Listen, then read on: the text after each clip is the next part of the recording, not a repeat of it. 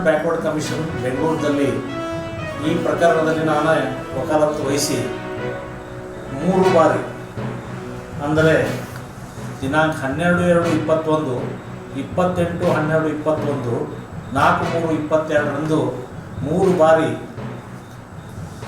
ಸಮಾಜದ ವತಿಯಿಂದ ಈ ಕೇಸಿನಲ್ಲಿ ವಕಾಲತ್ತು ವಹಿಸಿ ಫುಲ್ ಬ್ಯಾಕ್ವರ್ಡ್ ಕಮಿಷನ್ ಮುಂದೆ ಅಂದರೆ ಫುಲ್ ಬೆಂಚ್ ಮುಂದೆ ನಾನು ನನ್ನ ವಾದವನ್ನು ಮಂಡಿಸಿದ್ದೀನಿ. ಈ ಮೂಲಕ ನಾನು ಏನು ಹೇಳಿ ಬಯಸ್ತಿದ್ದೀನಿ ಅಂದರೆ, the Karnataka state commission for backward classes act 1995 ಅಂತ ಒಂದು ಕಾನೂನಿದೆ. ಆ ಕಾನೂನಿನಲ್ಲಿ